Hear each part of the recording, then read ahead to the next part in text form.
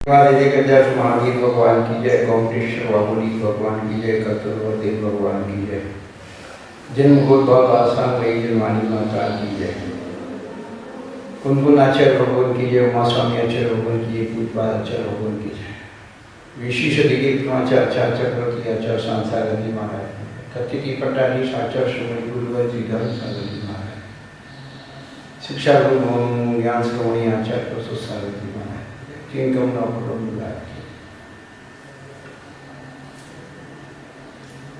धर्मावादी भव्यात्माओं, पिछले दिनों से हम लोग अपने बारे में सुन रहे हैं।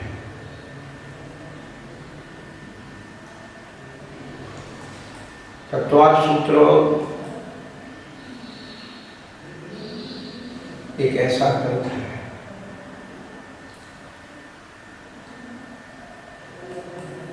जिसमें प्राणी मात्र की एक्टिविटी, प्राणी मात्र की क्रियाकलापों का वर्णन है। ये संसार क्या है, कैसे संचालित होता है, कौन इसका बनाना चाहिए, कौन रक्षण करता है, कौन विध्वंस करता है, इन सबके जवाब एक तत्वार्थ। लेकिन हम बाहर जगत की स्वरूप को समझें, उसके पहले हम अपने अंतर जगत के स्वरूप को समझें। और तत्वार्थ सूत्र के 6वें अध्याय से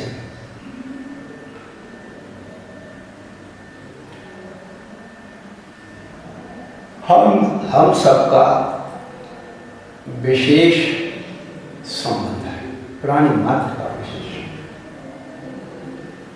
यदि 6वां अध्याय समझ लिया तो समझ लेना हमने जैन सिद्धांत की मूलभूत तत्वों को समझा। कर्म कैसे आते हैं, कर्म के आने की विधि की सूत्र की 6वें अध्याय। पिछले दिनों से हमने आपको और बताया। कल से पुनः नए नंबर पर, शायद ये नंबर बंद हो जाएगा, जूम का एक दूसरा नंबर आपको पासवर्ड दे दिया जाएगा, आप उस पर सुनेंगे। पुनः हम वही चीज आपको बताएं। जितनी बार आप इसको सुनेंगे कहीं ना कहीं आपकी अंतर चेतना में जागृति आ रही तो कल्याण का। तो हमारा शरीर, वचन और मन, इनके द्वारा क्रिया का युग होता है, संबंध होता है और उससे आश्रय होता है। यानी मूलभूत हमारा शरीर, वचन और मन, ये 3 चीज कर्मों को लाने में सहयोगी। लेकिन उसको 2 भागों में, शुभा पुण्य से सुख से पुण्य का आश्रय होता है, वर्ण आदि, और सुख से पाप का आश्रय। और इसी की व्याख्या पूछा। प्रश्न ये हुआ कि शुभ क्या है जिससे पुण्य आता है। तो 7वां अध्याय इसको बताने वाला। हिंसानतस्ते ब्रह्म परिग्रहेभ्यो वीरत व्रतम्। हिंसा, झूठ, चोरी, कुशील, परिग्रह, इन 5 पापों से विरक्त होना, दूर होना, त्यागना, उसका नाम व्रत है। और व्रत 2 प्रकार के, देश, सर्व, महत्व। देश और सर्व, अनुव्रत, 4 शब्द हैं दूसरे सूत्र। तो देश को अनुव्रत कहते हैं और सर्व को महत्व यानी महाव्रत। हमारे व्रत 2 भागों में बट गए, अनुव्रत और महाव्रत। अब यदि हम लोग उन व्रतों की अनुभूति करना चाहते हैं, व्रतों का साक्षात्कार करना चाहते हैं, व्रतों का वास्तविक स्वरूप क्या है, उसकी फीलिंग क्या है, तो आचार्य भगवान ने आगे बहुत अच्छी बात।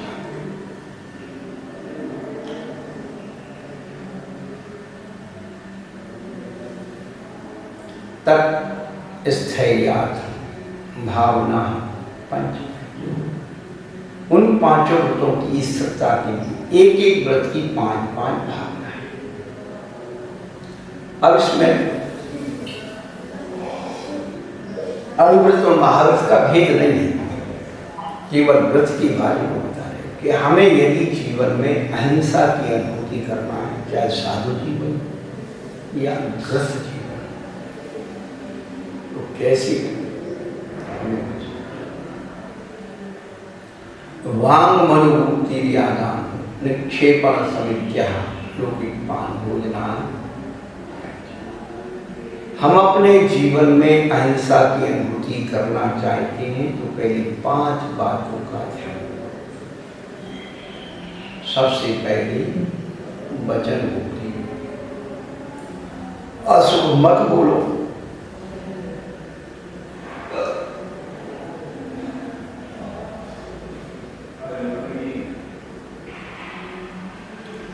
और अशुभ ना सोचो जो अपने हाथ में। अशुभ नहीं बोलना, अशुभ नहीं सोचना। ईर्ष्या 4 हाथ जमीन देती थे। आगान निक्षेपण समिति, किसी भी वस्तु को रखने उठाने का ढंग। देखिए कितनी बारीकी बात अहिंसा के साथ। और 5वीं बात अलौकिक पान भोजन। पिछले 2 दिनों से हम आपको अलौकिक पान भोजन के बारे में बता रहे हैं। यदि वास्तव में हम लोग अहिंसा की अनुभूति करना चाहते हैं तो सबसे पहले अलौकिक पान भोजन। देखिए आप सूत्र में पहले वचन मुक्ति रखी है और लास्ट में अलौकिक पान भोजन रखा है, क्योंकि हमारा मुंह जो है दोनों ही काम करता है, बोलने का और खाने का। तो भाषा और भोजन 2 शुद्ध हो गए सो भगवान बन गए।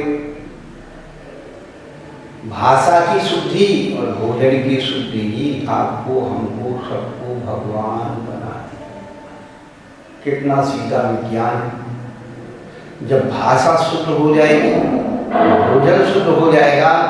प्राचीन जो कहावतें थी कि भाई जैसा खाए अन्न वैसा हो मन, जैसा पिए पानी वैसी हो वाणी। खान पान से खानदान का बड़ा संबंध है।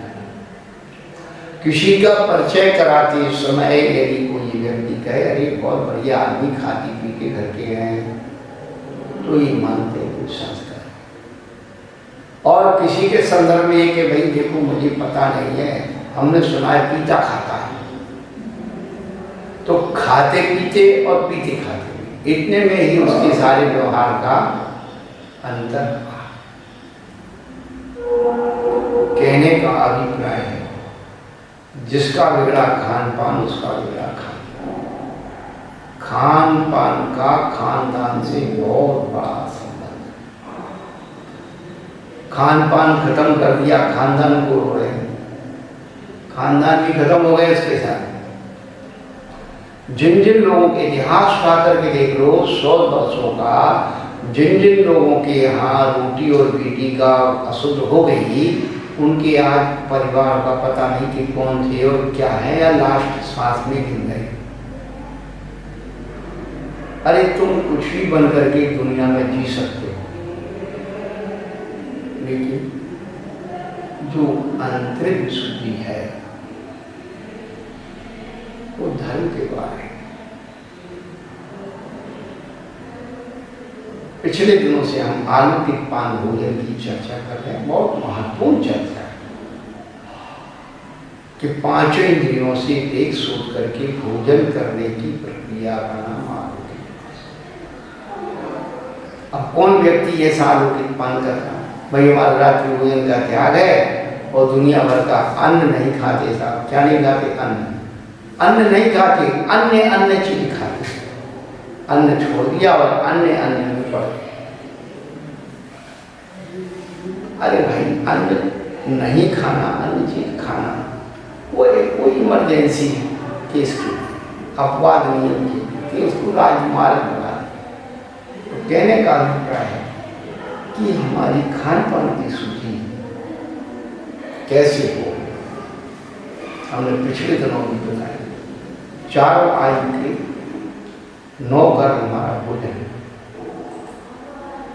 ये बातें बार बार इसलिए दोहराते कि आपको याद हो जाए, याद हो जाएंगे। कभी प्रसंग आप ग्रंथ से पढ़ेंगे तो आपको स्मृति में आ जाएगी।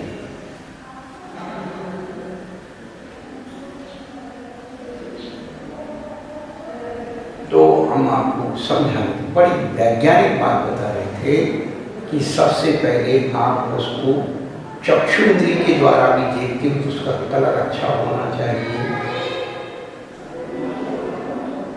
उसकी गंध अच्छी होना चाहिए, उस पदार्थ का स्पर्श अच्छा होना चाहिए। फिर तीसरे चौथे नंबर पर चखना, उसका स्वाद अच्छा होना चाहिए। 5वें नंबर पर कर्म इंद्रिय बताया था कि भी कथा ना सुनते हुए भोजन करना, अभक्ष वस्तुओं के नाम नहीं सुनना, नहीं बोलना। भक्ष में भक्ष वस्तुओं के अभक्ष नाम रख करके उनको सुन रहे हैं, बोल रहे हैं, ये जो है उसकी हिंसा करती, मन में गिलानी खत्म हो जाती और हिंसा का संस्कार जन्म लेता। तो पिछले दिनों हम आपको बता रहे थे कि स्पर्श से भोजन की शुद्धि करना, ना ठंडा हो ना गर्म, इसलिए शरीर का भोजन नहीं खाना।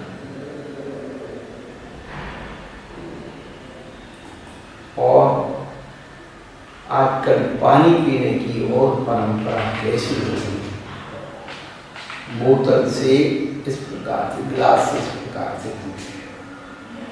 और विज्ञान कहता है कि यदि आप मुंह उठा करके ऐसे पानी पीते हो, आपके स्वास्थ्य का सबसे ज्यादा दुश्मन।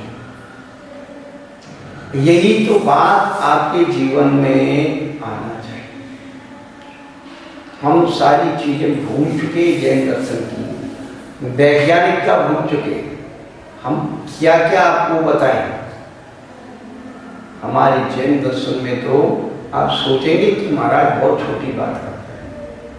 हमारे जैन दर्शन में तो नहाने की विधि बताई है कि नहाया कैसे जाता है। उस शुद्ध पानी को सबसे पहले कहाँ डाला जाता है? माथे पे डाला जाता है। माथे से नहाना चाहिए, लेकिन व्यक्ति उल्टा नहाता है, पैर दर्द होता है, बाद में माथे पे आता है। इसलिए पैर की गर्मी सब माथे पर आ रही। अब बीमार नहीं रहे तो क्या है? तो हमारा तो कहने का तात्पर्य है कि हर चीज का वर्णन हमारे जैन शास्त्रों में, लेकिन हम कुछ पढ़ना नहीं चाहते। बाहर की इधर उधर की चीजों में, प्रमाद में अपनी सारी शक्ति को लगाए रखें। वैज्ञानिक बोल रहे हैं कि आप ऐसे मुंह ऊपा करके पानी मत पीजिए, सहजता से गिलास को अपने मुंह पे लगाइए, धीरे धीरे गिलास को ऊंचा करते जाइए, मुंह को ऊंचा मत करिए। जितना पानी कम होता जाएगा तो वो अपने आप बनाता जाएगा, गिलास ऊपर उठना चाहिए, लेकिन गिलास ऊंचे उठा करके मुंह उठाते जाते। तो वो जो है उससे वायु क्या है, आप घूंट घूंट करके पानी पिएंगे तो वह आंतों में समा जाता है, और इस प्रकार से जब पीते हैं तो वायु का जो है बेकार बढ़ जाता है और व्यक्ति अस्वस्थ हो जाता है। तो जैन दर्शन में हर खान पान की जो मर्यादाएं हैं, खान पान की विधि है, बड़ी वैज्ञानिक है। तो अहिंसा व्रत की यदि अनुभूति करनी है तो हमें 5 बातों पर ध्यान देना। आज वचनों की कोई भी कीमत नहीं बची लोगों के पास। जो मन में आ रहा सो बोल रहा है, चाहे वो आगम में है या नहीं, लेकिन सब आगम हो गया। आगम के खिलाफ बोलने में भी कोई और कसर नहीं है, लेकिन आगे आने वाली उसमें भावना में आपको बताएं कि क्या है। तो अच्छा बोलें, अच्छा सोचें और अच्छा चलें, ये आसान। और अच्छी तरह से किसी भी वस्तु को देख सोच के रख उठाएं और आलौकिक पान भोजन। तो आलौकिक पान भोजन में हमने जो बातें बताई, एक तो सबसे ज़्यादा फ्रिज का भोजन है, दूसरा बफे सिस्टम में जो आप खाते हैं वह आपका गलत है, और तीसरी बात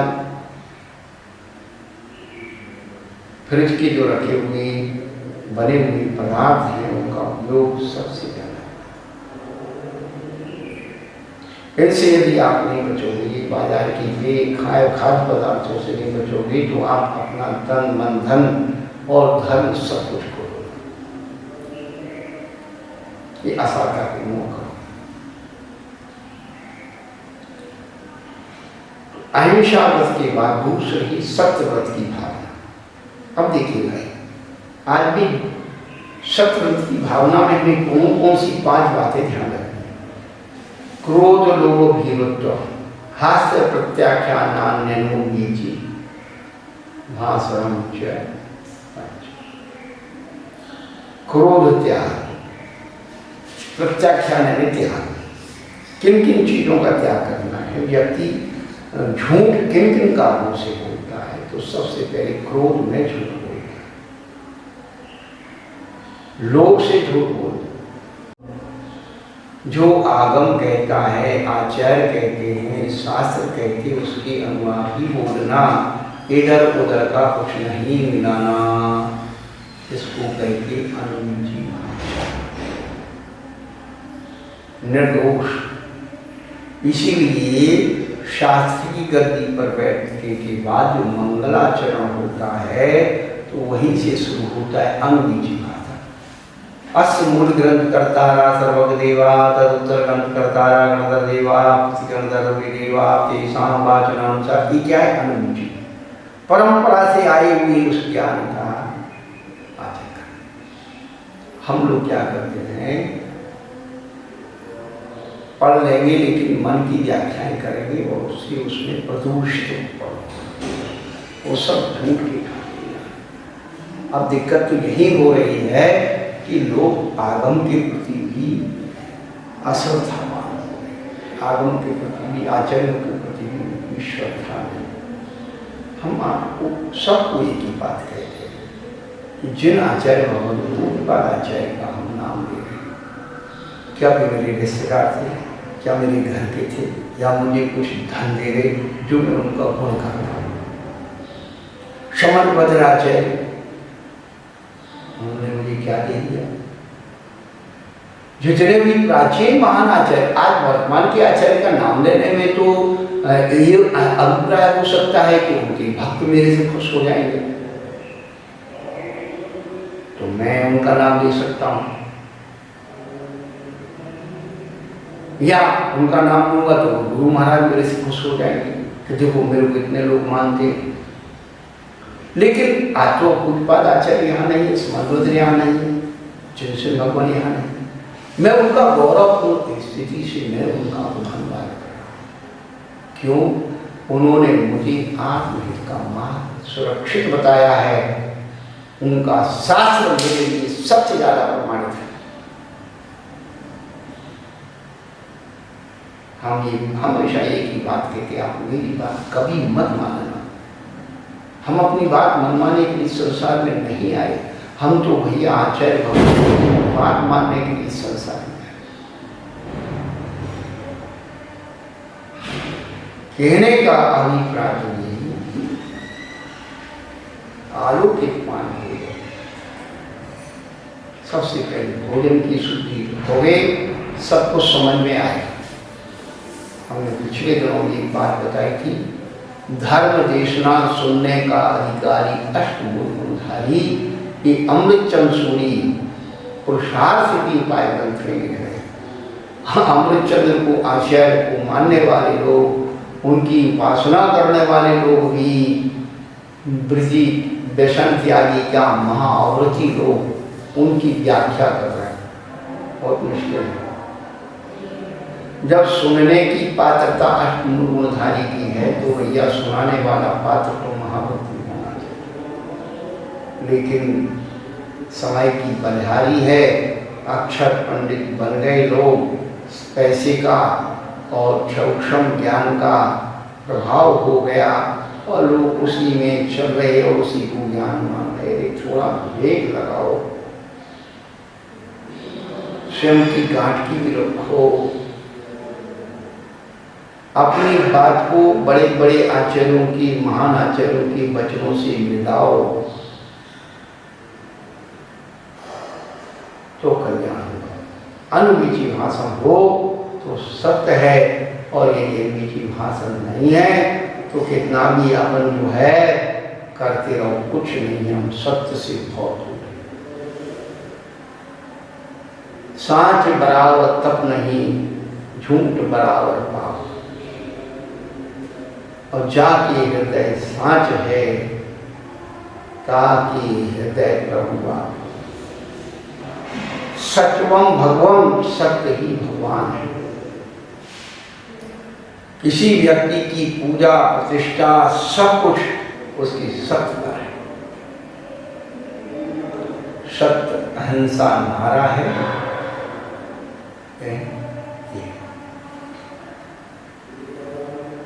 सत्य और अहिंसा की ताकत बहुत बड़ी ताकत है, ये ध्यान रखना। सत्य परेशान हो सकता है लेकिन पराजित कभी नहीं होगा, और उसकी परीक्षा है, कसौटी है। एक सत्य के पीछे राजा हरिश्चंद्र ने प्रहलाद छोड़ा। सत्य की उपासना, ध्यान, बड़ी हिम्मत वाली बात है। सत्य का मतलब है अपने खिलाफ बोलना। सत्य का मतलब अपने खिलाफ बोलना है। खूब चिंतन करना। एक छोटा सा कोटेशन दे दिया, जिस दिन हम अपने खिलाफ, अपनी कमजोरियों के खिलाफ बोलेंगे, हमारे अंदर सत्य पैदा। अपने खिलाफ का मतलब है क्रोध के खिलाफ बोलना, लोभ के खिलाफ बोलना, भय के खिलाफ बोलना, हंसी, ये सब छोड़ो। इनके खिलाफ बोलेंगे, इनका त्याग करेंगे, रियलिटी पता लग जाएगी कि हाँ वास्तव में कोई व्यक्ति था जो बह के गया। कितने दिन आपको ये जीवन साथ में ध्यान रखना। हम और आप आज और अभी के हैं, लेकिन ये शास्त्र 1000 वर्ष पुराने, 1500 वर्ष पुराने हैं। आचार्य 1500 वर्ष पुराने। हमारी बात गिरे तो 3 बार गिर जाए, 13 बार गिर जाए, लेकिन हमारे आचार्यों की बात नहीं गिरना चाहिए, वो शास्त्र की बात नहीं गिरना चाहिए। यही तो धर्म। लेकिन हम लोग कुतर्क से अपने अहंकार की पुष्टि कर सकते हैं, लेकिन बंधुओं सिद्धांत की सिद्धि तो तर्क से ही। कुतर्क से अहंकार की पुष्टि कर सकते हैं, लेकिन सिद्धांत की सिद्धि नहीं कर सकते। सिद्धांत की सिद्धि तो तर्क से ही होगी, और सिद्धांत की सिद्धि से ही मुक्ति होगी। ये ध्यान रखना। साधना से प्रसिद्धि मिलती है, नोट कर लीजिए आप। साधना से प्रसिद्धि मिलती है, लेकिन सिद्धांत से सिद्धि मिलती है।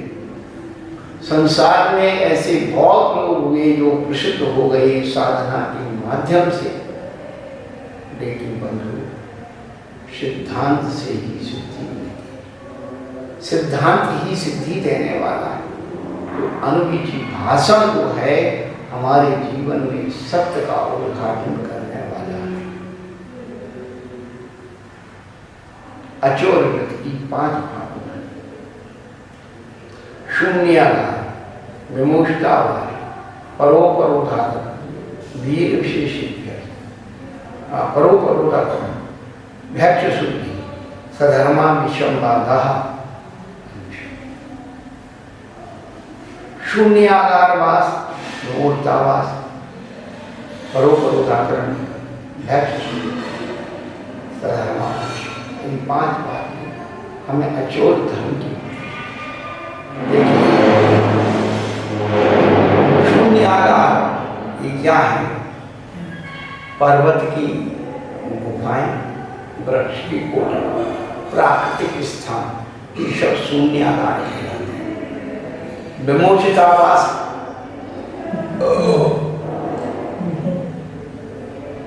प्राचीन खंडर है,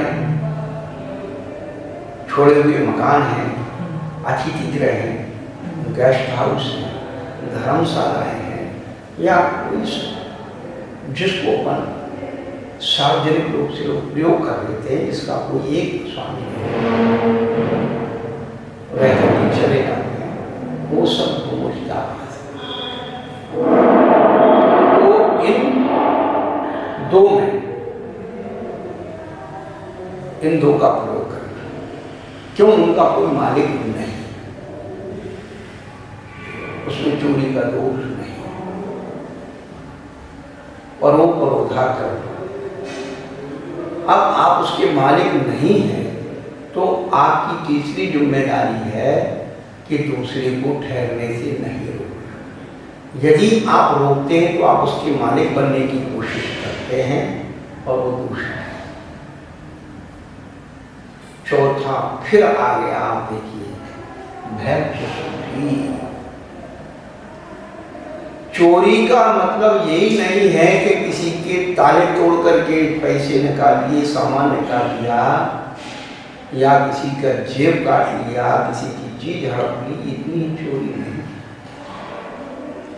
आचार्य कितनी बड़ी बात कह रहे हैं, यदि आप और हम भिक्षा की शुद्धि, भोजन की शुद्धि नहीं करते हैं, ये चोरी है। अब इतनी बड़ी चोरी सोचिए। लोग कहते हैं कि भाई अरे ये क्या है, वो क्या है, ये तो खान पान की बात है, इसकी बात है, उसकी बात है। अरे शुरू से ही चल रहा है भाई, अहिंसा व्रत में भावना ही आलोकित पान भोजन, और अचोर व्रत में भैक्ष शुद्धि आगे आ जाओ भाई, अभी और आएगी, चिंता मत करो। हमने कल बताया था कि सोन पाषाण की शुद्धि 16 ताव से होती है, लेकिन मुंगराज की एक गिलास के भोजन की शुद्धि 40 दोष को टाल कर दे। भोजन शुद्धि का इतना महत्व जो आज हम सब भूल गए हैं, और जिसके कारण ही हमारे सबके अंदर मन वचन काया में शुद्धि का तांडव मचा हुआ है, बीमारियों का साम्राज्य बना। आज नहीं तो कल भैया लौट के ही आना। तो भिक्षा शुद्धि यदि हम लोग नहीं करते हैं, भैक्ष शुद्धि नहीं करते हैं, शुद्ध नहीं करते हैं, 40 दोषों को नहीं डालते हैं, तो चोरी का दोष लगता है। और साधर्म असंवाद, साधर्म से अविसंवाद, तेरा मेरा नहीं करना। लेकिन ये सबसे ज़्यादा आजकल पंथवाद में साधर्म से तेरा मेरा ही, तेरा पंथ ही मेरा पंथ ही, मेरा पंथ ही तेरा पंथ। पंथों में साधर्मियों को बांट दिया। अनंत भगवान ने साधर्म के उपासक पंथों में बट गए। ये सब झूठ है, मिथ्या है, कुछ नहीं। ये आस्था की चीज है, ये पुण्य कमाने का मार्ग। लेकिन हम लोग अपने मान्यताएं, धारणाएं, उनके माध्यम से चल, लेकिन धर्म मान्यता और धारणा से नहीं चलता है, धर्म आस्था से चलता है। मान्यता मन से होती है, धारणा बुद्धि की होती है, आस्था मान।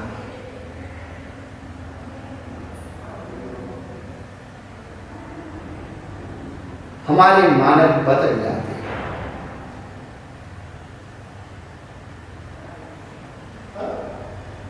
तो कहने का तात्पर्य है कि जिनेंद्र भगवान की आज्ञा का लोप करके और हम भोजन करते हैं तो चोरी का दोष लगता है।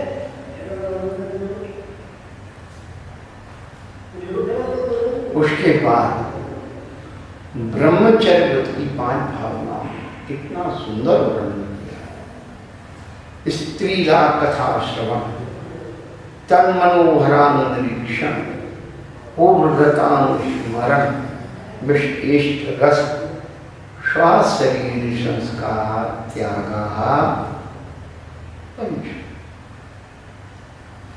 त्याग पद सबके साथ कर रहा है। स्त्री राग कथा श्रवण त्याग, स्त्रियों में राग बढ़ाने वाली कथाओं सुनने का त्याग, तन मनोहरान निरीक्षण त्याग। आप देखिए, लेकिन आज इस टीवी की युग में, विज्ञापन की युग में, और भी आप सब जानते हैं क्या हो रहा है। बिना टीवी बीवी देखे नींद नहीं आती। क्या त्याग है? कुछ नहीं। स्त्री राग कथा पूर्व तन मनोहरान निरीक्षण त्याग, पूर्वतानुस्मरण त्याग। अज्ञान से कोई परिस्थितियों से कोई परिस्थिति बन गई और उसको याद कर रहे, और विशेष रस। ये फिर आ गया भोजन। वृक्ष यानी गरिष्ठ इष्ट माने अच्छे लगने वाले ऐसे रसों का त्याग। देखिए यार, 5 व्रतों में 3 जगह भोजन आया है। इष्ट और गरिष्ठ रस का, इष्ट और गरिष्ठ का त्याग। इष्ट क्या है और गरिष्ठ क्या है? गरिष्ठ वो है जो हमारी इंद्रियों में उन्माद लाता है, और इष्ट वो है जिसकी विगत ना रहा है। आप 2-4 दिन मीठा नहीं खाएंगे, याद ही नहीं रहेगा। लेकिन एक गिलास में यदि नमक कम हो गया, समझ लेना कि पूरा भोजन का स्वाद ही बिगड़ जाता है। नमक को आचार्य ने इष्ट रस में रखा है। इष्ट रस जो है, नमक है, चटनी है, पापड़ है, अचार है, मुरब्बा है, सब इष्ट रस, जिसके माध्यम से आप थोड़ा ज्यादा भोजन कर लेते हैं, भोजन करने रुचि उतर जाता है। कहने का अभिप्राय है इष्ट रस का त्याग। यदि ब्रह्मचर्य व्रत में आना है, इष्ट रस का त्याग, और शरीर संस्कार, इस शरीर को सजाने का त्याग, ब्यूटी पार्लर में जाने का त्याग। हाँ, आजकल जो ये आजकल नहीं है तो प्राचीन परंपरा, लेकिन एक कला होती है और एक जो है व्यापार और शौक होता है, और एक वासना होती है। शरीर को रागपूर्वक संस्कारित करना, अच्छे दिखने के लिए, श्वास दूसरों को आकर्षित करने, ये जो है आजकल बालों की, नाखूनों की और भी अंगों पांगों की सज्जता हो गई है। कुछ समय पहले ये क्या हो, हाँ, ये जितने भी नाना प्रकार की जो संस्कार करने की वस्त्र हैं, आभूषण हैं, ये सब स्वशरीर संस्कार के अंदर है। ब्यूटी पार्लर है, ये सब स्वशरीर संस्कार के अंदर है। तो हमारे अपने को हम अब एक बात कहते हैं, कुरूपता को कभी श्रृंगारा नहीं जाता और सुंदरता कभी सजती नहीं है। यदि कोई सुंदरता को सजाने की कोशिश करता है तो सजा देता है, सुंदरता कभी सजती नहीं है और कुरूपता का कभी श्रृंगार होता नहीं। एक चिंगारी अंगार से कम नहीं होती और सादगी श्रृंगार से कम नहीं। आप कितना भी शरीर केवल दूसरों को रिझाने के लिए, दूसरों से झूठी प्रशंसा प्राप्त करने के लिए सजाते हो, क्या है इसको सजाने? क्या मिलने वाला है?